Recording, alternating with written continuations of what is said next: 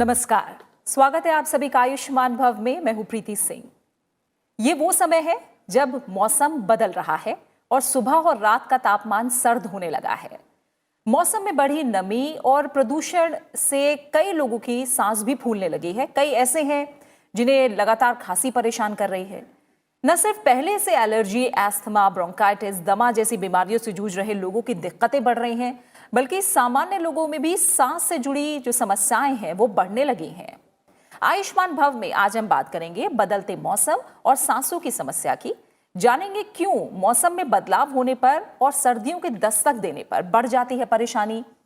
क्या है ऐसे लक्षण जिन पर ध्यान देना जरूरी है, क्या है बचाव, उपचार और निदान। और इन तमाम पहलुओं पर बात करने के लिए हमारे साथ मौजूद हैं 3 खास मेहमान जो अलग अलग पैथी से जुड़े हुए हैं। हमारे साथ है एलोपैथी विशेषज्ञ डॉक्टर तन्मय तालुकदार, आयुर्वेदिक विशेषज्ञ डॉक्टर सुजाता राजन और होम्योपैथी विशेषज्ञ डॉक्टर शिव नारायण जना। आप तीनों मेहमानों का बहुत बहुत स्वागत है हमारे कार्यक्रम में। बदलते मौसम में सबसे ज्यादा दिक्कत अस्थमा के मरीजों को होती है, लेकिन पूरी तरह से स्वस्थ लोग भी तेजी से सांस संबंधी समस्याओं की जद में आ रहे हैं। ऐसे में उन्हें ख्याल रखने की बहुत जरूरत है।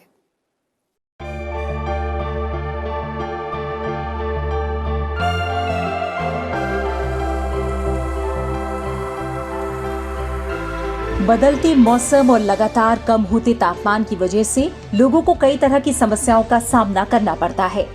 ठंडी हवाएं, सुबह और रात में कम तापमान, कभी धूप और कभी बारिश से लोगों को सांस लेने में दिक्कत होने लगती है।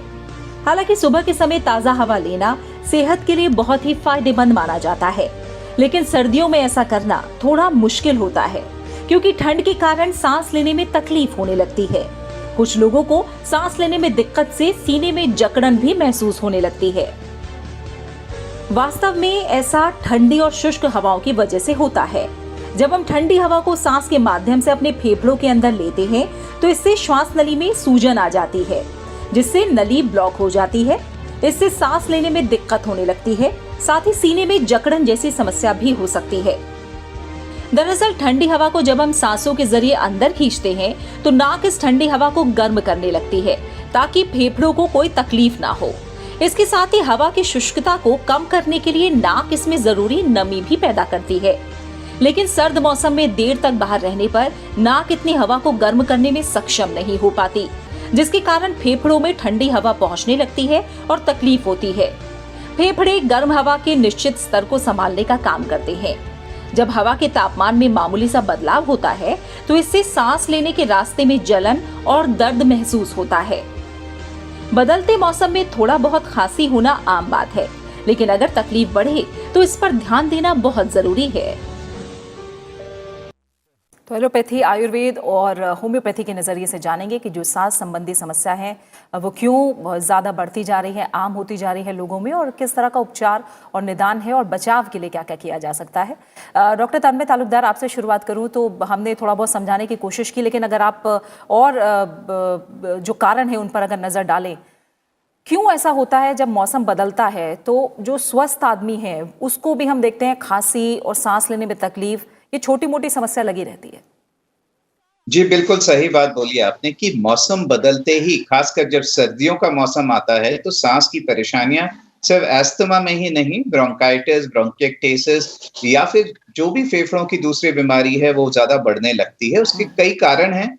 एक तो अगर इन्फेक्टिव प्रोसेस है तो जितने भी विषाणु या कीटाणु है वो सर्दियों में ज्यादा पनप पाते हैं, वो ज्यादा देर सर्वाइव कर पाते हैं, तो उनके कारण जो इन्फेक्शन से इंड्यूस प्रॉब्लम्स हैं वो ज्यादा होती है। दूसरी, एक आपने बड़े अच्छे से समझाया कि कोल्ड एयर, ठंडी हवा से कैसे समस्याएं हो सकती हैं। तीसरी चीज जो खासकर हमारे शहरों में है वो है प्रदूषण। अब ये प्रदूषण की मात्रा बढ़ने से सांस की नलियों में जो धमनियां हैं उनमें इन्फ्लेमेशन अर्थात सूजन होने लगती है। उस सूजन के कारण अगर किसी को पहले से ही कोई सांस की बीमारी हो, स्पेशली दमा, खासकर दमे के मरीजों में ये तकलीफ पहले से ज्यादा बढ़ जाती है। इसलिए बहुत जरूरी होता है कि चेंज ऑफ सीजन में जो भी बताया जाए, डॉक्टर की दी हुई सलाह वो फॉलो करते रहें, उचित दवाई लेते रहें, वो अत्यंत आवश्यक हो जाता है। बिल्कुल। और डॉक्टर सुजाता राजन, अगर आयुर्वेद के नजरिए से समझें तो बदलते मौसम के दौरान जो सांस से जुड़ी तकलीफें हैं, समस्या है, उसे लेकर आयुर्वेद क्या कहता है?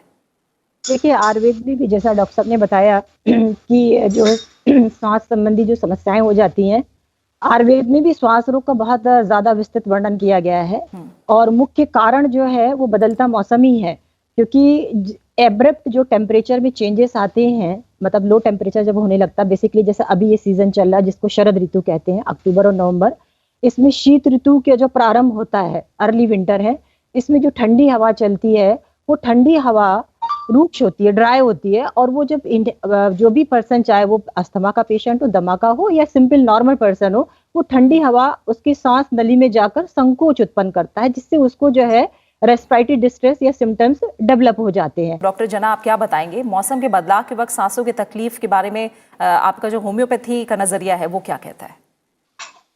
मैडम, जो आपने बताया, डॉक्टर तलुकदार बताया, डॉक्टर सुजाता ने बताया, तो इन्हीं सब बातों से ही मैं इन्हीं का जिक्र करते हुए बताऊंगा कि होम्योपैथी में अस्थमा या दमा या अदर जो रेस्पिरेटरी डिजीजेस है, इलनेसेस है, सारी चीजों के लिए बहुत ही अच्छी मतलब चिकित्सा उपलब्ध है। जैसे ये बताया जा रहा है कि सर्दी के साथ ठंड बढ़ता है ना, तो ऐसी स्थिति में या जो पॉल्यूशन है शहरों में, ऐसी स्थितियों में होम्योपैथी में बहुत अच्छी दवाई है। जीवन शैली की परिवर्तन के साथ साथ ये उपचार का अगर अपनाएं तो ऐसी स्थिति में होम्योपैथी दवाई अच्छा काम कर सकता है। ठीक है, हम उपचार और निदान के बारे में भी आगे बढ़ेंगे। डॉक्टर तालुकदार, इससे पहले अगर हम समझे तो देखते हैं हम मौसम बदलने पर खांसी हो रही है या थोड़ी बहुत सांस फूल रही है तो लोग क्या करते हैं, थोड़ा बहुत नज़रअंदाज भी करते हैं इन चीज़ों को, क्योंकि ठंड है तो हो सकता है इसलिए ऐसा हो रहा है। लेकिन ऐसे लक्षण क्या है, मैं आपसे जानना चाहूंगी, जिन पर ध्यान देने की जरूरत है और जिनसे पता चले कि सांस से जुड़ी तकलीफ हो रही है, इस पर ध्यान दीजिए, नहीं तो ये समस्या आगे बढ़ सकती है। क्या ऐसे लक्षण हैं? जी, अभी हमें डबल वैमी जिसे हम लोग बोलते हैं, एक तो मौसम बदल रहा है और हर साल सांस की बीमारियां आती रहती हैं, दूसरा कोविड-19 का प्रकोप भी चल रहा है। तो हमें ये ध्यान रखना होगा कि कोविड-19 वाले लक्षण छूट ना जाएं, क्योंकि जो कोराइजा, कोल्ड, कॉफ जो इस मौसम में होता है वो तो सभी को होता है, अपर रेस्पिरेटरी होता है, नाक से पानी बहना, गले के पीछे थोड़ी खुजली होना, छींके आते रहना, हल्का हल्का बुखार महसूस होना, ये तो नोन टू हैपन है। लेकिन इसके साथ अगर किसी को ज्यादा सांस फूलने लग जाए, छाती में भारीपन ज्यादा हो, रात को सो नहीं पाए, इतनी प्रॉब्लम हो रही है, आजकल सभी के पास लगभग पल्स ऑक्सीमीटर आ गया है, तो पल्स ऑक्सीमीटर मशीन से अगर ऑक्सीजन की सैचुरेशन कम हो रहा हो, ये सब समस्याएं अगर हो, खांसी तो देखिए इस मौसम में होना स्वाभाविक है, लेकिन ऐसी खांसी जिसमें रात भर सोया नहीं जा रहा है या हाई ग्रेड फीवर साथ में है, बुखार बहुत ज्यादा है, तो ये सारी चीजें अगर हैं तो जरूर मरीज को डॉक्टर की सलाह लेना आवश्यक होगा। क्यों? क्योंकि हमें कोविड को भी इनसे अलग करना पड़ेगा, क्योंकि कोविड के लक्षण भी कुछ हद तक ऐसे ही होते हैं। बिल्कुल, तो ये जो बातें आपने बताई हैं ज़रूर इन पर ध्यान देना होगा। इसके अलावा डॉक्टर राजन, अगर हम बात करें जो हमारी दिनचर्या होती है इस दौरान सर्दियों के मौसम में या फिर जब मौसम बदलता है, खान पान और दिनचर्या को लेकर आप किस तरह के सुझाव देना चाहेंगे? क्या इनमें बदलाव की ज़रूरत है? और ख़ासकर जिन जगहों पर ठंड ज़्यादा पड़ती है वहाँ पर किस तरह की दिनचर्या होनी चाहिए और खान पान में कैसा बदलाव होना चाहिए? देखिए, आयुर्वेद हमेशा जो है प्रिवेंशन पे बहुत जो ट्रीटमेंट है, लाइन ऑफ ट्रीटमेंट वो प्रिवेंशन पे है। तो आयुर्वेद में ऋतुचर्या और दिनचर्या का बहुत एलोबरेट, बहुत विस्तृत वर्णन किया गया है। अब जैसे कोविड का ही है इस वक्त, कोविड और प्लस जो मौसम बदल रहा है, इसमें दो तरह के लक्षण है, जैसा डॉक्टर साहब अभी ने बताया, तालुकदार जी ने, कि एक तो सामान्य स्वास्थ्य के लक्षण है और एक जो अस्थमा के पेशेंट और जो कोविड के सिम्टम्स हैं। अभी इस टाइम पे तीनों को बहुत अच्छे से समझने की जरूरत है। अब दिनचर्या की बात करें तो जैसे कि ये जो मौसम है, इसमें जो ठंडी हवाएं चल रही हैं और पॉलन ग्रेन्स है, डस्ट है, स्मोकी एटमॉस्फेयर है, पॉल्यूशन है, तो हमें सबसे पहले क्या करें, प्रिवेंशन करना, इन सब चीजों से रोगी को या जो स्वस्थ व्यक्ति को अपने से दूर करना है। बहुत खुले स्थान में जाए नहीं, ठीक है, बहुत ठंडी चीजों का सेवन ना करें, ऐसे आहार और ऐसे विहार, लाइफस्टाइल ना करें जो उनके शरीर के वात और कफ दोष को बढ़ाए, एग्रीवेट करे। फॉर एग्जाम्पल, बहुत ठंडा पानी ना पिए, हल्का गुनगुना पानी पिए, क्योंकि लूक वार्म वाटर जो है वो इन्फ्लेमेशन को कम करता है और थोड़ी डाइजेस्टिव पावर को भी बढ़ाता है। ठीक है, बहुत तली भुनी चीजें ना खाएं, हल्का खाना खाएं और वॉकिंग भी जो है वो घर के अंदर ही करें, क्योंकि बाहर अगर जाएंगे तो सिम्टम्स और भी एग्रीवेट कर जाएंगे। बहुत सी चिकित्सा जो है द्रव्य बताए गए हैं, इस वक्त तो कोविड के रिगार्डिंग आयुष जो मिनिस्ट्री है उन्होंने जो है आयुष 60 जो है काढ़ा एक बताया हुआ है।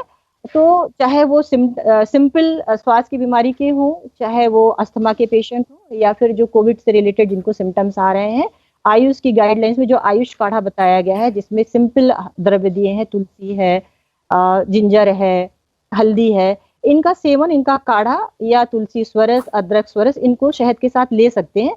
लेकिन अगर आपको ज्यादा सिम्टम्स एग्रीवेट हो रहे हैं तो इसमें किसी चिकित्सक की परामर्श के अनुसार ही ले। ये तो ट्रीटमेंट पार्ट हो गया। हमारे लिए बेसिक जरूरी है कि हम पहले उन सब चीजों को जो एग्रीवेटिंग फैक्टर है उनसे बचाव करें। तो ठंडी चीजों, ठंडे स्थान, गरिष्ठ भोजन, कंट्राडिक्टरी डाइट और जितने भी तले भुने सामान है इनको अपने खान पान से दूर रखें और ऐसे स्थान पे रहें जहां पर बहुत ज्यादा ठंडी हवाओं का प्रकोप या झोंका ना हो। निर्वात स्थान बताया गया आयुर्वेद में, मीन्स ऐसा स्थान जहां पे बाहरी प्रदूषित वायु का बहुत ज्यादा अंदर आना ना हो। तो उससे आप अपने को वार्म रखें और योगा करें, मेडिटेशन करें। ये सब सिंपल चीजें हैं जो आपको हेल्दी रख सकता है और इन चीजों से आपको प्रिवेंशन दे सकता है। बिल्कुल ठीक है। डॉक्टर जना, क्या ऐसा है कि जो बदलता मौसम है उसका सबसे ज्यादा प्रभाव हम देखें तो 5 साल से छोटे बच्चे या फिर जो बुजुर्ग हैं 60 साल से ऊपर जिनकी उम्र है, क्या उनमें देखने को मिलता है और इन्हें खास सावधानी बरतने की जरूरत है?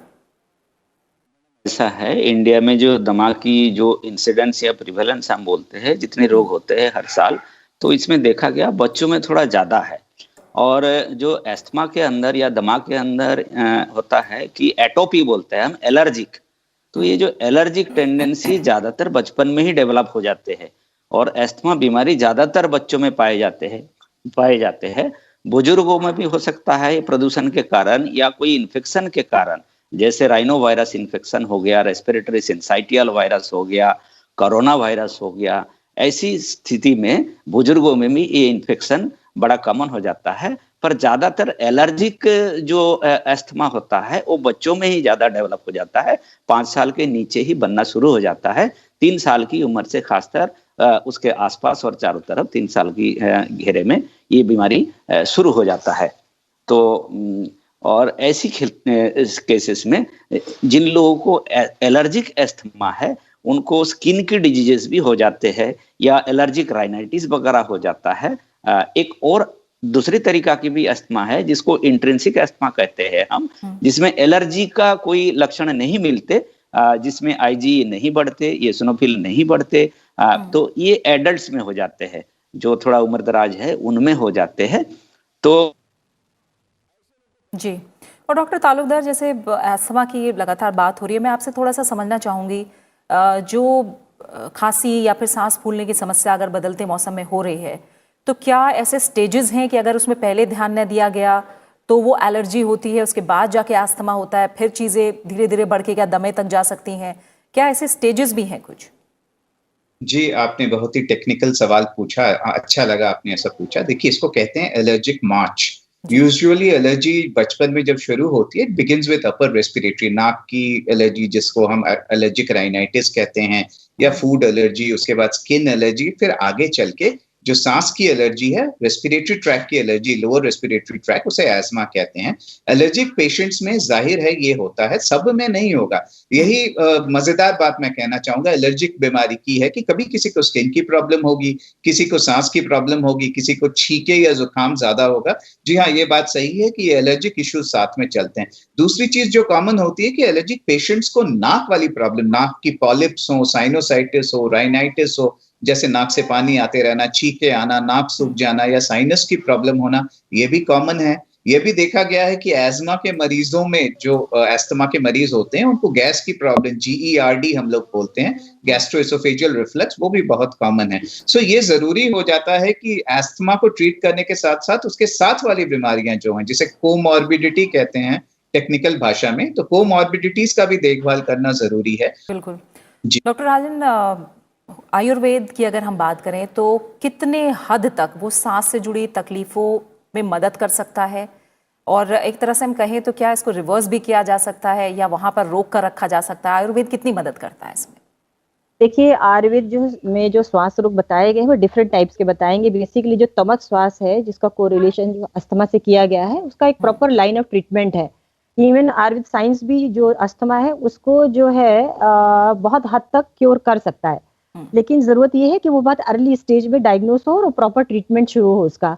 फॉर एग्जांपल जैसे मैं लाइन ऑफ ट्रीटमेंट बताऊं, पहले नंबर जैसे पहले भी मैंने डिस्कस किया कि prevention is the better, and then अगर उनके अंदर में अस्थमा के सिम्टम्स बढ़ रहे हैं, एग्रीवेट हो रहे हैं, तो उनके लिए उनको शोधन चिकित्सा प्यूरिफिकेशन ट्रीटमेंट जरूरी है। और प्यूरिफिकेशन ट्रीटमेंट जिसको आप सब ने सुना होगा, बहुत कॉमन नेम है पंचकर्मा प्रोसीजर। तो पंचकर्मा प्रोसीजर से हम प्यूरिफिकेशन के लिए vaman means induced vomiting and virechan means induced medicated purgation कराते हैं पेशेंट का। ये जो वमन और विरेचन जो प्रोसेस है, बेसिकली जो अस्थमा की इटियोलॉजी में जो दोष बताए गए वात और कफ पित्त, इनको क्या करता है, वो एलिमिनेट करता है बॉडी से इम्प्योरिटीज को। तो जो कफ होता है, जो दूषित कफ है वमन से, वो बाहर निकल जाता है। तो अस्थमिक पेशेंट में क्या होता है कि जो प्रकोपित कफ है जिसने कंजेशन कर दिया है पूरी रेस्पिरेटरी ट्रैक्ट में, वो क्या जब वमन के द्वारा बाहर निकल जाता है तो पेशेंट को बहुत रिलीफ मिलता है। तो एक तो लाइन ऑफ ट्रीटमेंट ये हो गया कि वमन विरेचन और पंचकर्मा कराना चाहिए। सेकेंड थिंग जो है, जो लोकल इरिटेशन है जैसा कि एलर्जी के कंडीशन में, उसमें हम लोग नस्य कर्म भी करते हैं। नस्य कर्म द प्रोसीजर वो प्रोसीजर है जिसमें हम नजल जो नाक है उसके नॉस्ट्रिल्स में मेडिकेटेड ऑयल 2-2 बूंद डालते हैं। वो लोकल इरिटेशन को भी कम करता है और बाकी एग्रीवेट नहीं करता और फंक्शंस को बॉडी में।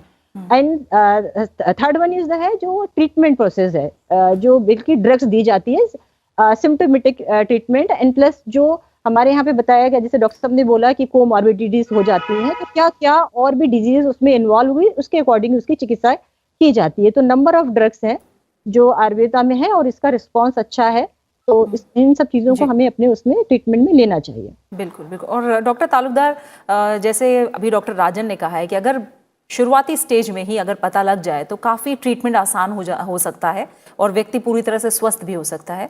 आप मुझे बताइए ऐसे कौन से टेस्ट हैं जिनके ज़रिए पता लगाया जा सकता है कि सांसों से जुड़ी कोई समस्या है, जो कि फेफड़ों के लिए भी समस्या बन सकती है? ऐसे कौन से टेस्ट हैं जो कराए जा सकते हैं?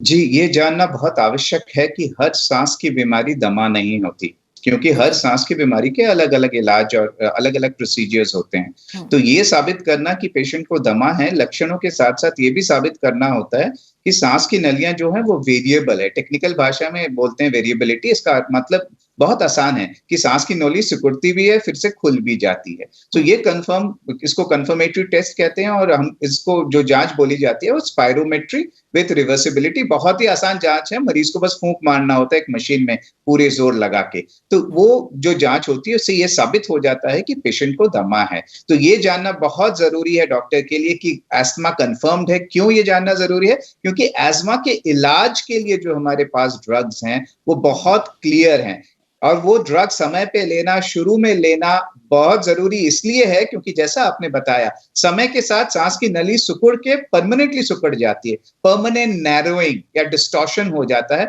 उसको रोकना जरूरी है। वरना जैसे जैसे उम्र बढ़ती है सांस की समस्याएं बढ़ती जाती हैं, और ये जो बीच में बिल्कुल ठीक हो जाते हैं 1-2 साल या 1-2 महीने, वो मामला रुक जाता है। इसलिए हर मरीज को ये जानना जरूरी है कि मुझे सांस है तो क्या वो दमा है, अगर दमा है तो मुझे कौन सी दवाई लेनी है। और दवाई सिर्फ नाम जानने से बात नहीं बनेगी, क्योंकि जैसा हम आगे बात करेंगे, उम्मीद करते हैं कि सांस की दवाइयों का जो इलाज, दमे की बीमारियों का जो इलाज है वो इनहेलर से है, और इनहेलर लेने के बारे में थोड़ा मैं बताना चाहूंगा। उम्मीद करते हैं बाद में आप अवसर नहीं, आप इनहेलर के बारे में बताइए। इनहेलर को लेकर भी क्या कोई मिथ्स हैं, क्या है, इनको क्लियर करिए प्लीज।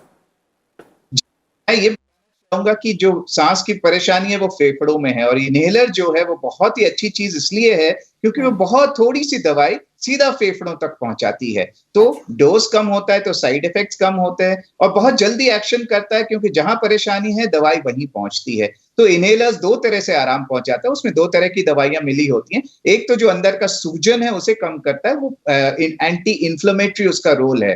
दूसरा जो इनहेलर का काम है वो इमीडिएट रिलीफ, पेशेंट को राहत पहुंचाता है। मरीज को समस्या क्यों होती है? क्योंकि सांस की नली सिकुड़ गई तो सांस हवा अंदर जाने में तकलीफ है, तो साए साए की आवाज यानी वीजिंग होना, चेस्ट में टाइटनेस फील होना, सांस फूलना या खांसी होना, वो उसी के कारण होता है। तो ये इनहेलर इमीडिएट रिलीफ भी पहुंचाता है, इनहेलर इमीडिएट रिलीफ भी पहुंचाता है, और इनहेलर आगे चल के सांस की नली सिकुड़ के खराब ना हो जाए, उसमें भी मदद करता है। तो मैं जरूर सभी दर्शकों से अनुरोध करूंगा कि अगर आपको दमा है और अगर आपको इनहेलर बताए गए हैं तो उसको उचित मात्रा में लें, ठीक से लें, विशेषज्ञ की सलाह से लें। और दूसरी बात, इनहेलर लेने के बाद कुल्ला करना आवश्यक है, तो इनहेलर लेने के बाद कुल्ला करके मुंह जरूर धो लीजिएगा, जैसा आपके डॉक्टर ने आपको बताया होगा। जी बिल्कुल जी। और डॉक्टर जना, क्योंकि कोरोना का समय है, कोरोना काल है, हम जानते हैं मास्क पहनना बेहद ज़रूरी है। अगर मास्क को लेकर बात करें और सांसों की तकलीफ की बात करें तो थोड़ा सा अगर आप बताएं कि क्या जो मास्क ज़रूरी है वो क्या हमें सांसों की तकलीफ से भी निजात दिलाएगा या फिर तकलीफें बढ़ सकती हैं? थोड़ा सा इसे लेकर अगर आप साफ करें, क्या हो सकता है बदलते मौसम के दौरान? ऐसा है, मास्क पहनने से जो पॉल्यूटेंट अंदर आना रुक जाता है और जो एलर्जेंस है वो रुक जाता है, तो उससे बेशक ये जो अस्थमा या दमा का जो इंसिडेंस ये कम हो जाएगा। तो इसीलिए मास्क पहनना तो सर्दी में खास करके या सिटीज में बहुत ज्यादा जरूरी है। और ये कोरोना समय में ये तो एकदम कंपलसरी है, सब लोग मास्क पहने ताकि आपके अंदर की इन्फेक्शन भी बाहर ना जाए या आप भी बाहर से कोई इन्फेक्शन भी ना ले, क्योंकि इन्फेक्शन से भी अस्थमा प्रेसिपिटेट होता है, दमा और एलर्जेंस, ये ऐसी चीजों भी मास्क से प्रिवेंट किए जा सकते हैं, जिसके द्वारा हम सांस की कई सारी बीमारी का शुरुआत रोक सकते हैं और कोरोना भी रोक सकते हैं फैलने से और खुद को बचा भी सकते हैं। ठीक है डॉक्टर तालुकदार, कोरोना का असर हम जानते हैं फेफड़ों पर बहुत ज़्यादा पड़ता है, और क्या ऐसा है कि जिन्हें सांस की तकलीफ है उनके लिए कोरोना ज़्यादा घातक है, या फिर ये जो मौसम है ये उन लोगों के लिए जो कोरोना से जूझ रहे हैं या ठीक हो चुके हैं उनके लिए ज़्यादा समस्या बन सकता है? जी, ये बहुत ही जरूरी मुद्दा है। क्योंकि ये देखा गया है कि कुछ कोरोना के मरीजों में ठीक हो जाने के बाद पोस्ट कोरोना इश्यूज बन रहे हैं, जिसमें फटीग यानी कमजोरी बने रहना, थोड़ी खांसी, थोड़ी सी सांस की प्रॉब्लम महसूस होना, ये कुछ मरीजों में, सब में नहीं, कुछ कोरोना के मरीजों में जरूर देखा जा रहा है। इसलिए ये बहुत जरूरी है कि इस बदलते मौसम में हम अपने लंग्स की जो स्ट्रेंथ है उसको बनाए रखें। इसलिए कोरोना के मरीजों को सांस की एक्सरसाइज करना, सांस की बचाव करते रहना, बदलते मौसम में घर के अंदर रहना जहां तक संभव हो, मास्क का जैसे डॉक्टर साहब ने बताया, जरूरत पड़ने पे बाहर जा रहे हैं तो अवश्य ही मास्क पहनना बहुत जरूरी है। घर के अंदर अगर कोई बीमार नहीं है, मास्क नहीं पहन रहे, फिर भी ठीक है, लेकिन अगर आप घर से बाहर जा रहे हैं तो मास्क अत्यंत आवश्यक है, वो जरूर याद रखना है। हर फेफड़े के मरीज को 2 गज की दूरी अत्यंत ही आवश्यक है, क्योंकि अगर ऑलरेडी लंग कमजोर है, अगर उसके ऊपर कोई मौसम का वायरस, वो कोरोना भी हो सकता है, दूसरे वायरसेस भी हो सकते हैं, लंग के अंदर पहुंचेगा, फेफड़ों के अंदर पहुंचेगा तो फिर खतरा पहले से ज्यादा बढ़ जाएगा। इसलिए जो भी बचाव है सबके लिए है, परंतु फेफड़ों के मरीजों में ये और भी ज्यादा दृढ़ता से, निश्चयता से करना आवश्यक है। बिल्कुल जी। और डॉक्टर सुजाता राजन, आप क्या बताएंगी? हम शरीर को स्वस्थ रखने के लिए व्यायाम करते हैं, खान पान को लेकर आपने बताया किस तरह के बदलाव किए जा सकते हैं, फेफड़ों को कितना स्वस्थ रखा जा सकता है योग से या फिर अलग अलग व्यायाम के जरिए? बिल्कुल, योग का बहुत बड़ा रोल है। जो है जितनी भी पल्मोनरी फंक्शन जो डिजीज बताई गई हैं, योगा बेसिकली क्या करता है, फ्लेक्सिबिलिटी बढ़ाता है ना, और जो लंग्स की स्ट्रेंथ को बढ़ाता है, और जो ऑक्सीजन की सप्लाई बहुत कम रहती है, जो ऑब्स्ट्रक्ट रहती है, उसको भी पूरा करता है। तो बेसिकली योग में भी ये बहुत पता होना चाहिए कि कौन सा योग करें। डिफरेंट टाइप्स के योगा दिए हैं। तो सिंपल, जो अगर आप घर पे हैं, जिस तरह से कोविड का टाइम चल रहा है, तो बहुत जरूरी है कि हम प्राणायाम करें। सुबह शाम घर पे ही रह के प्राणायाम करें। इनिशियली पहले 5 मिनट शुरू करें, 10 मिनट करें, 15 मिनट तक सुबह शाम 2 बार करें। ये आपकी इम्यूनिटी प्लस आपकी लंग्स को और प्लस आपका मेंटल स्टेटस, इसको इम्प्रूव करता है। मेडिटेशन भी करें, क्योंकि देखिए जो स्ट्रेस है वो भी कहीं ना कहीं स्ट्रेस इंड्यूस जो है फैक्टर्स रहते हैं, वो एग्रीवेट करते हैं, चाहे वो सांस की बीमारी हो, चाहे अस्थमा हो, चाहे कोविड से रिलेटेड चीजें हैं। तो मेडिटेशन बहुत हद तक इसमें जो है पेशेंट को जो है उसको काम कर सकता है। और साथ साथ में, जैसे मैंने इसके पहले भी बताया हुआ है कि जो साथ में घरेलू उपचार है वो भी करते रहें, और घर में जो है अपना खुद का एक रूटीन फॉलो करें, सुबह से लेकर शाम तक अपना खुद का बनाए कि मुझे किन चीजों को खाना है और किन चीजों से अपना बचाव करना है। बिल्कुल। और डॉक्टर जनाब, जो लोग इस अवस्था से जूझ रहे हैं या जिनको सांस से जुड़ी तकलीफ होती है बदलते मौसम में, उन्हें आखिर में आपकी क्या सलाह होगी? और हालांकि जो होम्योपैथी है वो काफ़ी इंडिविजुअलाइज्ड होती है, हम जानते हैं, तो क्या आप ऐसी कोई दवाइयाँ भी बता सकते हैं जो बदलते मौसम में कुछ राहत दें ऐसे लोगों को? बिल्कुल मैडम, आपने बहुत ही अच्छा सवाल पूछा है। मैं ये प्लेटफॉर्म मतलब छोड़ने से पहले ये मैसेज लोगों तक जरूर पहुंचाना चाहता था कि जैसे देखिए डॉक्टर तालुकदार ने बताया, डॉक्टर सुजाता ने बताया कि GERD, डॉक्टर तालुकदार बताया GERD एक चीज है जो एसोसिएटेड होता है गैस्ट्रोइसोफेजियल रिफ्लक्स, कभी छाती में जलन हो जाता है, तो ऐसी चीज अस्थमा के साथ एसोसिएट होता है। डॉक्टर सुजाता ने बताया कि हम रेचन करते हैं, बमन करते हैं, तो इससे जो शोधन क्रियाएं होता है, इससे अस्थमा की इंसिडेंस में कमी होती है। तो ऐसी जगह से ही मैं अपना मतलब रसद लेना चाहूंगा, जिसमें मैं बताना चाहूंगा हमारे पास सिंपल मेडिसिन है नक्स भूमिका, जो मतलब संभव भारतवर्ष में ऐसा आदमी संभव हो कि जो ना जाने नक्स भूमिका दवाई, तो नक्स भूमिका ऐसी दवाई है जो जिनको गैस्ट्रिक डिजीजेस के साथ जब अस्थमा हो जाती है, तो ऐसे केसेस में नक्स भूमिका बहुत अच्छा दवाई साबित हो सकता है।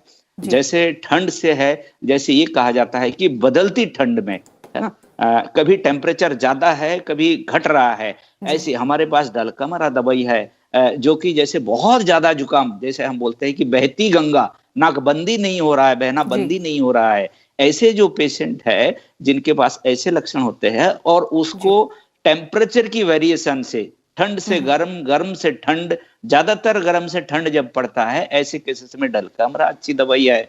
जैसे पल्सेटला छोटे बच्चों में हम बता रहे हैं एलर्जिक हो जाता है, पल्सेटला बहुत अच्छी दवाई है। सिंपल सी यही देखना है कि बच्चा होम्योपैथी में मदद कर सकती है सांसों की तकलीफ से जुड़ी समस्याओं को लेकर। क्योंकि समय की कमी है, डॉक्टर तालुकदार, आखिर में आप क्या सलाह देंगे? इस बदलते मौसम में किस तरह का ध्यान रखें, क्या ऐसी एहतियात हैं जो जरूर अपनानी चाहिए? जी, मैं ये आखिर में बताना चाहूंगा, क्योंकि हम लोगों ने दमे पे ज्यादा बात किया, तो मैं दमे मरीजों को ये बताना चाहूंगा, बिल्कुल भयभीत ना हो दमे से। दमे का अगर हम ठीक से दवाई लेते रहें तो दमे के मरीज माउंट एवरेस्ट तक चढ़ चुके हैं, ओलंपिक में कई पदक जीत चुके हैं, कई बड़े अभिनेता जिनका भी हम नाम नहीं लेंगे, वो भी दमे के मरीज हैं और अपना सब कार्य ठीक से कर रहे हैं। तो बिल्कुल निश्चिंत रहें, घबराएं नहीं, जो भी बचाव के उपाय बताए गए हैं इस कार्यक्रम में उसका ध्यान दें। और इस कोरोना के समय में हम बार-बार दोहराएंगे एक ही बात, दूरी अवश्य बनाए, सभी के लिए है लेकिन हमारे सांस के मरीजों के लिए बहुत जरूरी है। फिर से बताएंगे, 2 गज की दूरी जरूर बनाएं, मास्क जरूर पहने, और इसमें मैं ये बताऊंगा कि मास्क उचित तरीके से पहने। इंटरनेट में बहुत वीडियोस हैं या अच्छी जगह से जो विश्वसनीय सूत्र हैं, सोर्सेज हैं, वहां से देखिए कि मास्क को कैसे पहनना है। मास्क हमेशा ढंग से पहने रखें, दूरी बनाए रखें और अपने हाथों को बार-बार धोते रहें, ये बहुत आवश्यक है। प्लीज ध्यान रखें अपना। धन्यवाद। बहुत बहुत शुक्रिया आप तीनों मेहमानों का, क्योंकि इसी के साथ हमारे आज का अंक का जो समय है वो भी पूरा हो रहा है। आपके सलाह और सुझाव के लिए आप तीनों मेहमानों का बहुत बहुत शुक्रिया। डॉक्टर तालुकदार, डॉक्टर राजन, डॉक्टर जना, बहुत बहुत शुक्रिया आपका कार्यक्रम में शामिल होने के लिए। तो हमने देखा कि ये जरूरी है कि बदलते मौसम में हम सभी अपनी सेहत पर भी खास ध्यान दें, खान पान में बदलाव करें, सांसों और फेफड़ों से जुड़े योग और व्यायाम करें और एक निश्चित दिनचर्या का पालन जरूर करें। और अगर इस बदलते मौसम में स्वास्थ्य में किसी भी प्रकार का बदलाव या समस्या महसूस हो तो उसे नजरअंदाज करने के बजाय डॉक्टरी सलाह जरूर लें। इसी के साथ खास पेशकश में फिलहाल इतना ही। आप इस कार्यक्रम को YouTube पर भी देख सकते हैं, अपनी राय और सुझाव हमारे साथ साझा कर सकते हैं। इनका हम बेसब्री से इंतजार करते हैं। फिलहाल इजाजत दीजिए, नमस्कार।